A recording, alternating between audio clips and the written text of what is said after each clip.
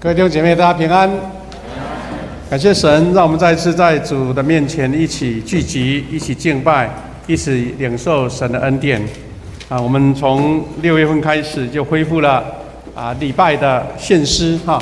那我们各小组呢，他们都很用心，把他们得到这个属灵最大的一个感动的诗歌分享给我们。所以我们呢，现代的礼拜哈，我们会用鼓掌拍手哈。那有些人用不同的观念说，好像那不是在赞美上帝，好像在这个拍手在等于是为献唱者祝福，或是给他们庆祝。其实我们都有2种意思了哈，一种是你们所唱的，我心里受感动，感谢主，一起拍手。所以有时候我们如果拍手，我们就用这样的心思的话，就觉得拍得非常的很热烈哈，不然好像有点不好意思哈。感谢主，我们今天要透过这2段经文一起来分享。我们在分享之前，一起来祷告。是不是父神，感谢你，让我们今天这个炎热的天气之下，我们一起聚集，在夏至已经到了。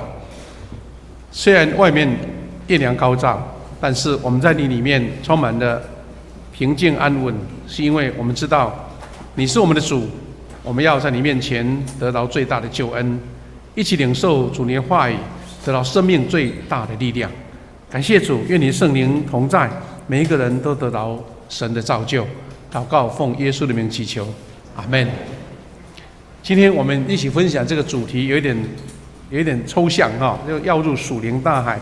不过我主要是要透过这段经文诗篇139篇，它里面所描述人跟神的关系，以及第2段经文哈，就是以赛亚书51章上帝他掌管了天地万物，掌管了大自然。我们去理解，我们在这一个大自然的环境里面，我们在人生的境遇当中，怎么跟神保持一个密切、美好、健康的关系哈。首先，我们必须要做一点很清楚的理解是什么呢？我们从139篇这篇圣经里面，有得到一个非常确切的答案，就是上帝是一切恒知恒在的神。当你把这个前提设定好之后，你才来想说，那到底你是站在什么位置？你是在神的这个恒知恒在的地方，你人在哪里？当你找到你的定位，你才发现说，你跟神的关系要再次调整，而不是用人自己的角度，或是自私的角度，或自己人性软弱的角度去理解上帝。那你的信仰就会比较更健康、更成长比较来升级起来哈。那很多学者或是一般的灵修者，他们都会认为说139篇这篇诗篇用比较社会的话叫又爱又恨如果从比较温和的角度说，好像一方面很喜爱，但一方面又好像蛮恐惧的哈。所以有人喜爱这篇诗篇，因为他写到说，上帝左右环绕着你，让你高枕无忧。哇，有一位全能的神在你旁边，随时保护你、照顾你有什么困难随时帮助你你还有什么好担忧的？所以你觉得这个诗篇给你非常大的一个应许你感觉非常的安稳这个是正面的思考，对这篇诗篇的理解那第二个是比较很多人会有一种理解说，好像这个诗篇也是最让人畏惧的一个诗篇，因为你看到上帝好像无所不在，你好像透明人一样因为圣经这样写说，你的一举一动上帝都知道。他说从遥远的地方也知道你的心思了那换句话说，你无论在什么地方，无论你怎么想，无论在任何的风吹草动，都是在上帝大能的权柄掌管之下。你不要逃避，也不要好像自己像阿 Q 一样说这个上帝不知道啦，不让他知道，躲起来做不必想这么多了，他就是知道，就是在什么地方都知道所以我们如果从1节到4节，大概可以得到这几个理解就是说，上帝完全的洞察我，认识我。那这是一个人无法去理解的事。你知道啊，现在我们喜欢看电影的话，很多的间谍片，对不对？啊，比如说一个两军对战，但是不小心你的密码被破解了，那你大概就无所遁逃了，因为他把你掌握住了，你怎么一举一动你都知道了。那现在更厉害了，就网络，哇，很多征收，把你的网络的资料全部都公开了，你什么秘密都被暴露出来了啊。那像之前呢，我们看到很多网络都被破解很多甚至一个政治地位就被受损了，好像人也要用那种力量去掌握所有的资讯。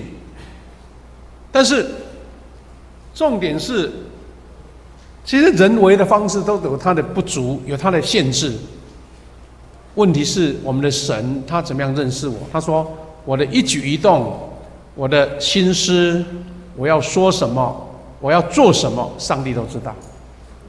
那我期待我们弟兄姐妹，你有空常常把这个诗篇，因为诗篇就是要读到心里面才有意思，不然字面上理解还不够，是要把它内化成你的一个心思意念的那牧师把它做一个简短的一个摘录，但其实我们要再读原文牧师用的是这个现代中文译本，如果你比较习惯和合本也不错，那个文字很优美他怎么说呢？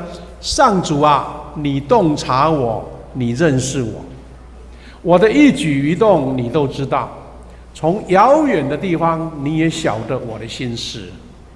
遥远的地方，你的心思都被神了解。第3节，我工作或休息，你都看见，你知道我的所作所为。我还没开口，你已经知道我要说什么。那这个真的是巨细靡遗，远近距离，还有明或暗，前或后，在外面在里面，都是神完全掌握着你。不只是心思意念，他还到处存在，上帝无处不在。所以诗人又讲了，他说我上了天，我潜伏在阴间，我飞往日出的东方，或是住在西方的海极。哇，东西南北海角地极，他说上帝都在那里。诗人的诗歌是非常的优美。他说我上了天，你一定在那里，我潜伏阴间，你也在那里，我纵使飞往日出的东方，或住在西方的海极，那你都在那边。所以换句话说，上帝是无处不知，无处不在的。那所以就形成刚刚我讲的，很多人在读这篇诗篇，你的心思意念，你的起心动念是什么样，你就会把这个诗篇看成不同的结论跟评论。一个是恐惧，吓死了，没有地方可以躲逃；另外一个是怎么样呢？哇，安心。那先讲恐惧，因为诗人在第6节跟第7节讲说，上帝对我的认识高深莫测啊！我哪里去才能躲开上帝？他意思就是说，我想躲他就躲不到，怎么办？他是用这种一种对话的意思那原文这样说：你对我的认识高深莫测，不是我所能理解的。我自己了解都还了解不到那么多，上帝比我更了解。而且我往哪里去才能躲开你呢？我到哪里去才能逃避你呢？没处躲，无处可逃，没有地方可以藏。我们在夏天一般生活最麻烦的是什么事啊？你家的蟑螂、蚂蚁、老鼠你这怎么抓都抓不完，怎么办？很多人发明很多方法，你怎么找？因为你不能去察觉那个隐秘的东西，甚至现在听说有那种白蚁藏在你的家里面的一个最阴暗的角落。已经把你家具，把你的那个隔间，或是把你家的那个柱子，都触坏了，你都还不知道。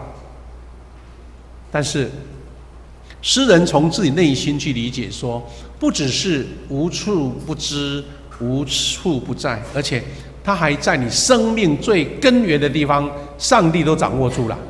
我们再看今天没有读到的那一段，139篇15到16节，我们邀请大家一起念，可能里面印象比较深刻，好不好？第15节，预备来，我在母腹中被塑造，在隐秘中逐渐长大，骨骼怎样成形，你都知道。16节，你已经看见了我那为我安排尚未来到的日子，都已经记录在你的册上。如果你是一个很敏感的人，你不会惧怕吗？哇，上帝在你还没出生以前哦，你的胚胎在妈妈身上，怎么长成骨骼，什么样都被上帝掌握了。好，怎么长大的都知道了。好，而且出生以前你未来的日子，上帝都已经知道，帮你安排好。加上那个轨迹上帝老早在书里面都记好，册子里面记好，说你这个人会怎么样，怎么样。哇，那不得了！你怎么逃？你怎么躲？所以呢，这个故事让我们想到说，我们很多华人的世界最喜欢，或者说就一定有接触到，就是一本神话那个小说《西游记》我们小时候很喜欢看这种童话故事嘛，那《西游记》一定是其中的一本。当然，他把它列为我们这个华人的一个4大名著里面的那《西游记》里面有一个很类似的故事，就是齐天大圣孙悟空，有没有？他大闹天宫的故事我不知道你是什么时候读的啦，可能是小时候读童话故事或是常常有电影在演这个。我要让大家去做一个对照，去理解，诗篇的诗人写的跟这个故事里面好像有点类似，若合符节的地方因为他描述到说，这个孙悟空他还没有得道以前，还没有被压制，对不对？就是这个故事以后才被压制嘛。好，他被压制以前哇，就是一只泼猴，哇，都停不下来，就对，是他的筋斗云呢，一纵18000里。18000里多远因为我们从这边到美国，差不多吧。好，那么会跳，那么会跑，但是那个神话故事里面说，其实他怎么跑，怎么跳，甚至还在一个天宫的柱子里面撒一泡尿，对不对？他说：“老孙到此一游啊！”哇，听起来好像拽得不得了，你怎么管得住我？但是他后来的结论是说，他竟然发现根本都还没逃过如来佛的手掌。所以我们常常在华人的那个话语当中变成一个典故了。你怎么逃就逃不出我的手掌心。很多人被黑道控制有的人吸毒就被那个药头控制住了，你逃不出了，你要乖乖回来找我。那所以这个无论是神话故事，我们不要把它当成这个没什么用处。其实它是在描述人性，其实让我们知道说，除了现实的东西之外，很多童话、很多的所谓的漫画，都有它非常深刻去理解人类的心性的故事。但是我们从这边回到去理解说，如果这个是神话，那上帝才是真正的掌握住我再有10个孙悟空都跑不出上帝的掌握住。那这些童话我们大概都很熟悉我们去做一种理解，这样子。好，那这个是属于一种跟神有一种对立的关系，或是害怕畏惧的关系。不过当你重新回到神面前的时候，你会发现说，另外一种是心中满满的温暖跟感恩，因为他是这样描述说，上帝前后左右环绕着我他说，你用你的能力来庇护我，你会在那边帮助我。第5节跟第10节，诗人最后是一种渴慕的心呢，不是要逃避，他是在讲说，我从哪里去逃不要逃啦，你就是最大的恩典，我要迎接你，要迎向你。所以这2节经文这样写说：第5节，你前后左右围绕着我，你用你能力来庇护我。第10节说，你一定在那里带领我，你会在那里帮助我。诗人做一种对神的理解跟描述，这个无所不知，无所不在，从我还没在怀胎还没出生，到我的整个人生的经历都被神所掌握的时候，我跟神产生对抗，我逃离神，那等于是你自讨苦吃，或是你自己自讨没趣，因为你根本这样的事情对你没有任何的帮助。所以当诗人在这样的理解之后，他说：你是在左右围绕着我的，你有能力庇护我，你会在神面前得到帮助。感谢主。因为这样的理解，我要邀请大家一起来思考说，那你这个生命在这个世上，虽然好像这个是属世的世界，是一个肉体的世界，但是你离不开上帝的恩典啊。就像前2个礼拜牧师不是在分享到有关圣灵如果不在你的生命里面，你只不过是一个会活会动的肢体而已，但是圣灵在你里面，你才能找到真正生命的原理跟意志，以及神的祝福。那我们如果这样的话，你就会理解说，为什么我的生命从出生到现在很多千疮百孔，你怎么样去处理？你靠人的办法吗？你靠自己的能力吗？没有，因为我们一位无所不知、无所不能，而且在你旁边帮助你的神，为什么你不来找他？偏偏要找偏方，偏偏要找自己的方法。我想大家都能理解牧师所写的这一段啊。我们的生命成长过程一定是很多的残缺跟伤害。问题好像就是我们这个躯体哈，无论如何从外面得到的。好的也有，坏的也有，你根本不能筛选不了，所以你才会发生这样的情况。我们有成长的伤害，我们有性格的软弱。我们都知道说每个人的不同的个性，那你的个性会产生强项跟弱项。一旦遇到的事情刚好是你性格的弱项的时候，哇，它的伤害就来了。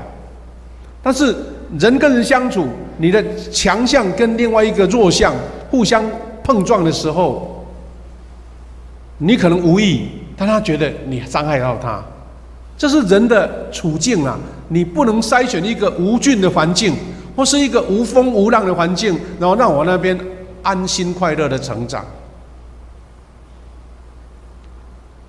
很多人都会提起说，在成长过程当中，我们很多统计啦哈，很多人成长过程中被霸凌的，被人生的伤害，而且那个伤害好像一直永远存在你的心里面，好像不是忘了就好，过了就好，其实都没有。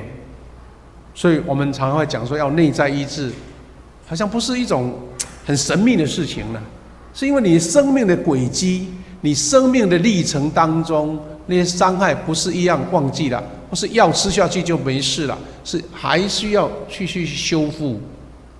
那更不用说我们在上礼拜提起到说，我们属灵的攻击就很像这个新冠疫情一样，无声无息，没有任何的迹象，你碰到了就逃不掉。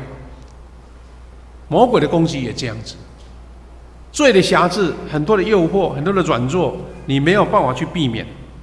所以就像当时创世纪里面记载，亚当跟夏娃，他靠自己的意志，靠自己的自我意识去接受了蛇魔鬼的引诱之后，他说吃了善恶果，他就知道自己赤身裸体。这就看起来好像表面上很简单啊，自己没穿衣服很害羞，其实圣经里面讲不是那么简单，所以看见自己罪污满处，自己的不足跟软弱在神面前完全暴露出来。因为原先你是纯洁无瑕的，所以你根本觉得跟神的关系是这么的密切，你的好坏喜怒善恶都完全在神的面前。但是，一旦你这样遇到生命的脆弱、罪的瑕疵之后，你才发现啊，我就好像没穿衣服，有羞耻的心。所以，亚当跟夏娃原先是躲避神的，但最后被神赶出去了。这给我们什么样的启示呢？到底你是迎向神，被神医治，或是你要畏缩退，然后被赶出去呢？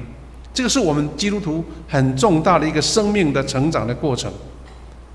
那从这些诗人的话，我们看说，勇敢迎向上帝，被上帝矫正跟医治，才是最大最大的你的福分在这里。无论是你过去是你的成长背景、你的原生家庭，你曾经碰过什么样人生的伤害，这些东西没有人能帮你阻挡，你自己也阻挡不了。但是只有回到神面前，才能被完全的医治。所以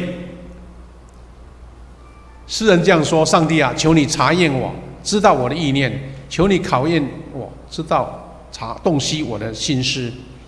就好像说，我们知道在新冠疫情的时候，我们的防疫单位最怕的是什么？哇，一大批我们的国人从坐飞机回来了。刚刚开始的时候，不是有一架那个华航的飞机吗？啊，赶快要回来，我们赶快要把它接纳。啊，不小心说，原来那台飞机里面很多人都感染了。那个时候还被冠上一个非常不好听的名字，叫什么？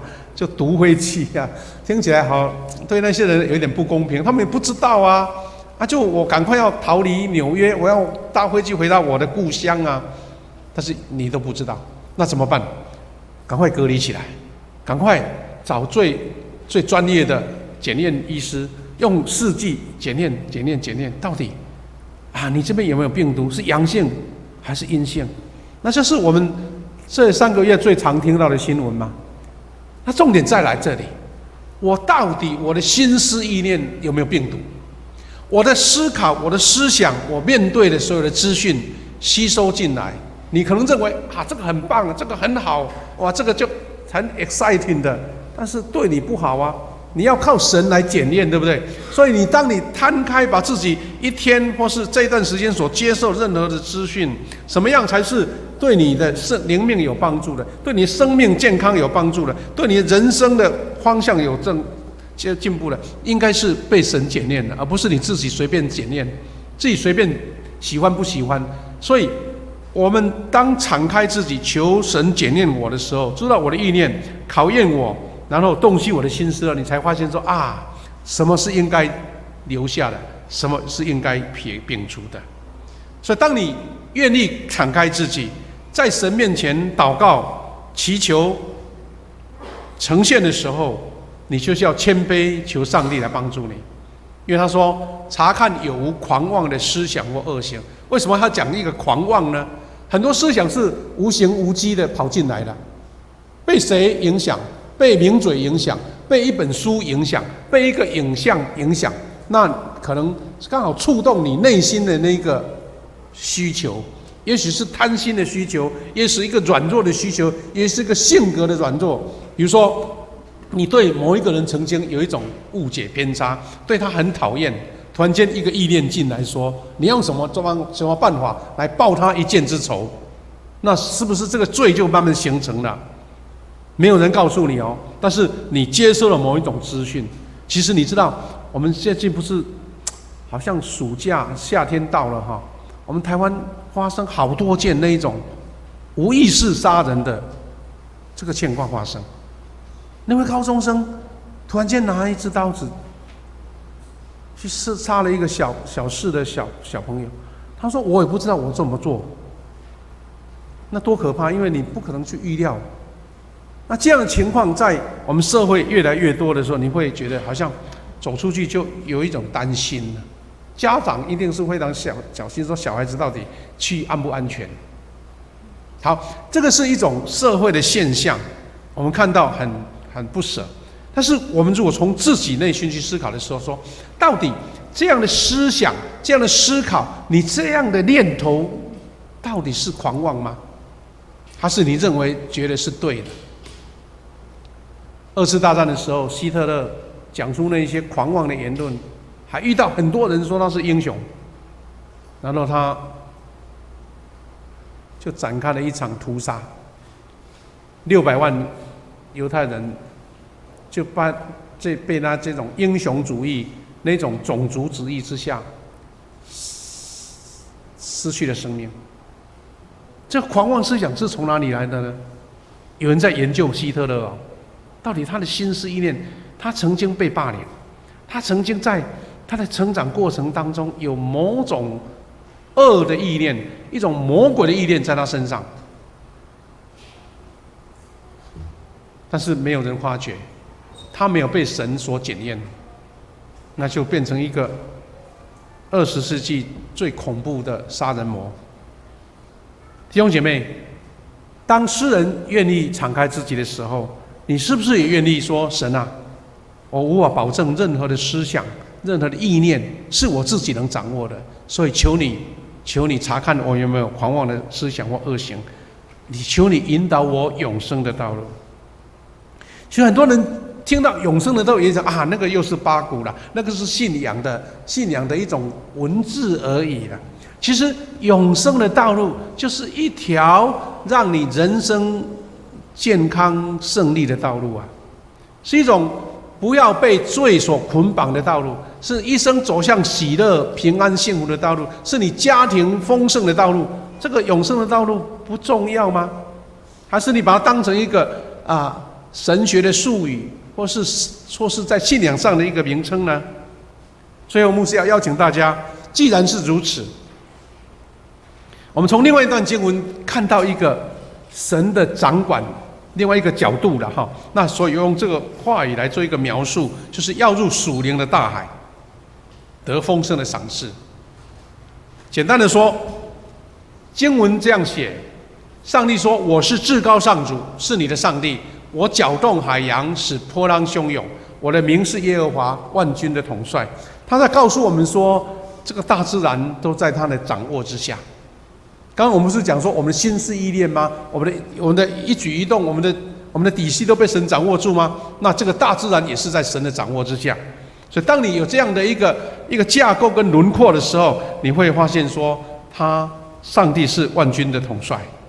他还讲说：“我铺张天幕，立下地的根基。我对耶路撒冷说：你是我的子民，我向你传授教诲，我用手来保护你。”神在我们所能理解的任何的环境之下，都被上帝所掌握的时候，你怎么样自处？你怎样在内心里面跟神产生一个连结的关系？那有几张海的画面，我们来思考看。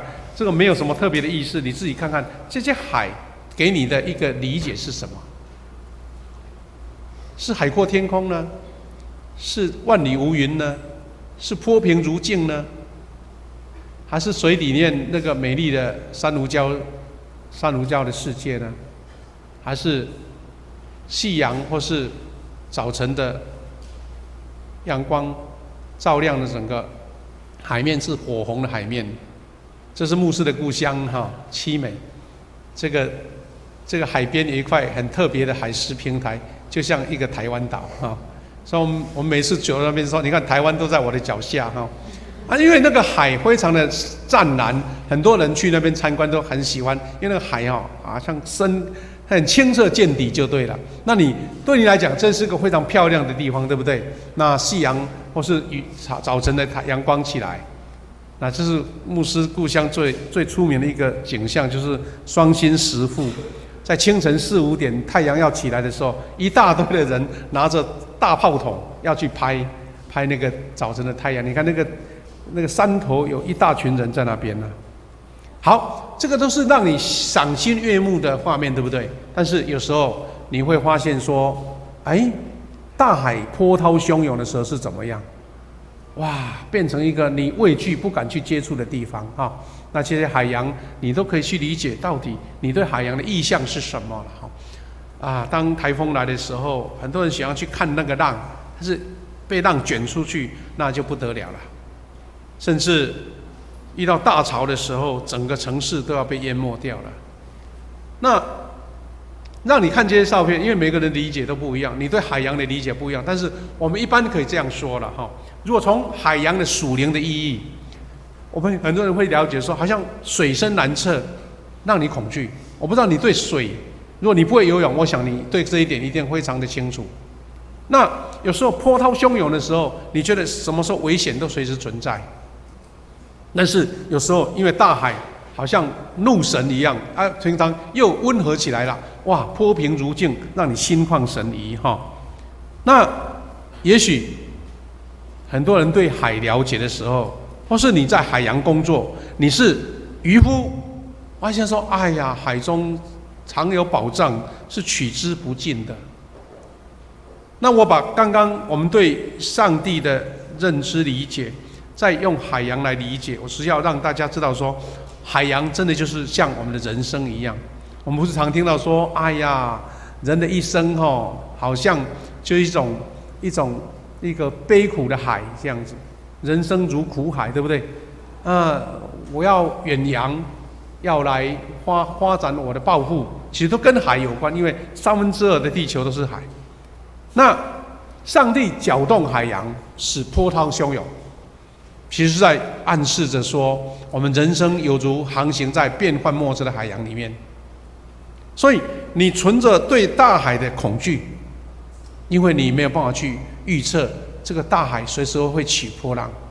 记得早期呢，整个卫星导航都还没有开始发现，我的故乡很多我的那个祖先呢，他们是要看天象、看云这2个东西来判断我怎么走，因为没有连那个指南针都没有，罗盘都没有，那又要看云，到底这个云来会不会产生雨，或是会台风？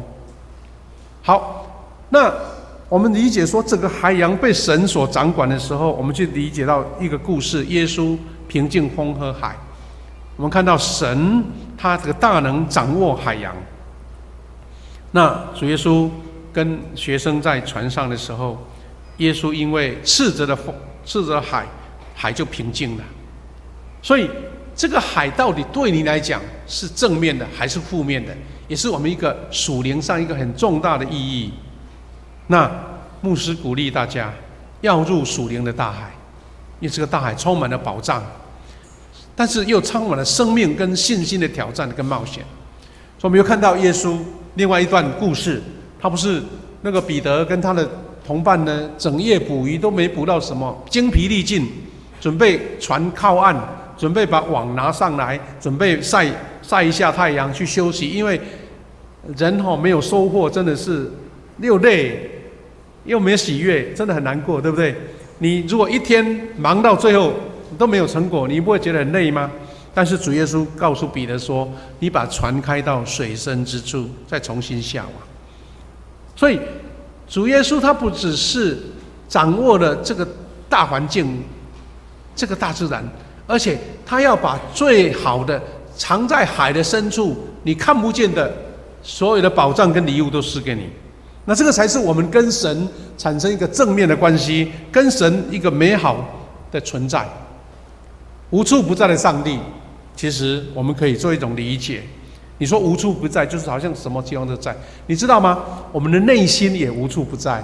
你内心的思维，比如说我现在想到美国哪一个地点，我一想就到了，心思比任何风速、电、光都还快，对不对？所以为什么你的心思意念跟神连结呢？因为神给你这样无处不在的心思。那其实你让你的心思意念跟神连结的时候，它就像一个内心的镜子一样。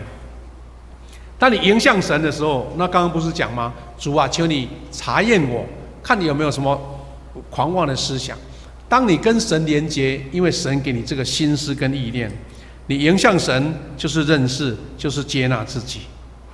感谢主，我期待每一位弟兄姐妹，你无论是信主多久，或是刚刚去年才受洗的，你要乐于被神所认识，因为好像知己一样，一个最好的朋友，你无事不谈，没有什么秘密不怕他知道的，你都完全的敞开，你就会享受诗人所说的，你安稳在上帝左右的环绕，爱的相伴，所以你也就能够掌握到最丰盛的生命。